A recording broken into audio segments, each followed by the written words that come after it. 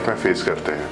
And I am sure आप लोग ने भी कभी ना कभी ये सेम पेन फेस किया होगा, या आपके कोई ना कोई फैमिली मेंबर्स होंगे जिनको ये प्रॉब्लम होती है। नमस्कार, मैं डॉक्टर गौरव खेड़ा, मैं एक सीनियर कंसल्टेंट ऑर्थोपेडिक सर्जन, मैं एक जॉइंट रिप्लेसमेंट सर्जन हूँ with Apollo spectra hospital in new Delhi. So knee pain को हम क्या कहते हैं, हम मेडिकल टर्मिनोलॉजी में ऑस्टियोआर्थराइटिस कहते हैं। ये नी पेन अलग अलग आर्थराइटिस की वजह से हो सकता है। आज हम जिसके बारे में बात करने वाले हैं वो ऑस्टियोआर्थराइटिस है। ऑस्टियोआर्थराइटिस क्या होता है? ऑस्टियोआर्थराइटिस एक कंडीशन है जिसमें जॉइंट का कार्टिलेज वो पतला हो जाता है और उस वजह से जॉइंट के अंदर डिफॉर्मिटी भी आ जाती है। तो बिफोर आई टेल यू कि ये ऑस्टियोआर्थराइटिस कैसे होता है, first I tell you about the knee joint. अब नी जॉइंट में मेनली 3 हड्डियां होती हैं।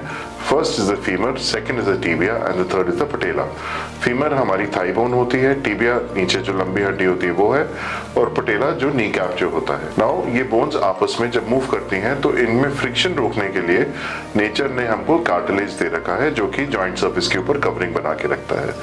नाउ एज वी एज ये जो कार्टिलेज होता है ये पतला होता चला जाता है, and finally a point comes where the cartilage cover goes away and the bone gets exposed. जब ये बोन एक्सपोज हो जाती है, so what happens is that body अपने आप को रिकवर करने की कोशिश करती है एंड न्यू बोन फॉर्मेशन होती है जिसको हम ऑस्टियोफाइट्स कहते हैं। अब इस सारे प्रोसेस को हम ऑस्टियोआर्थराइटिस कहते हैं। इसके अलग अलग स्टेजेस होते हैं, stage 1, stage 2, stage 3 and stage 4, and अलग अलग स्टेजेस का हमारा ट्रीटमेंट होता है। इनिशियली पेशेंट जब प्रेजेंट करते हैं उनको पेन शुरू होता है। ये पेन कुड बी वाइल जब आप सीढ़ी चढ़ रहे हैं, नीचे चौकड़ी मार के क्रॉस लेग बैठ रहे हैं, जब आप कुछ एक्सरसाइजेस फॉर एग्जांपल आप स्क्वाट्स कर रहे हैं तो उस टाइम पे पेन हो रहा है, तो इसको हम अर्ली ऑस्टियोआर्थराइटिस का ये इनिशियल साइन होता है। ये पेन हमेशा नहीं होता, ऑफ एंड ऑन होता है, जब ज्यादा एक्सर्ट करते हैं तब होता है, एंड धीरे धीरे ये पेन हमारी एक्टिविटीज में रहना शुरू करता है। फाइनली एक स्टेज आती है जब घुटने टेढ़े हो जाते हैं और घुटने दे स्टार्ट टू बो आउटसाइड, दैट इज स्टेज 4। अब इनिशियल स्टेजेस में क्या होगा? इनिशियल स्टेजेस में फिजरिंग होती है।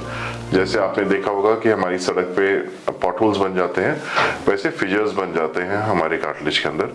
As the inflammatory process starts, तो ये फिजर्स बड़े होने शुरू होते हैं एंड कार्टिलेज डिफेक्ट्स आने शुरू हो जाते हैं।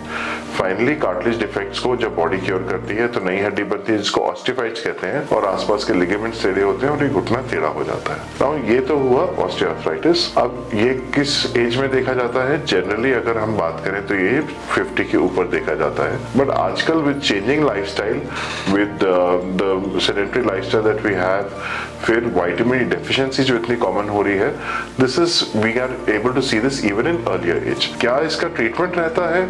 Of course, treatment I will be covering in a separate video altogether. Treatment depends on the presentation. We can have treatment which could be medicines, could be injections, or could be surgery. And according to age, अगर कम as पे present कर रहे हैं तो फिर हम surgery जो करते हैं, जरूरी नहीं है कि रिप्लेसमेंट करेंगे। We have different surgical options which are also available. So I hope आप लोग को ये समझ में आया कि ऑस्टियोआर्थराइटिस नी का क्या होता है और ये किस कारण से होता है।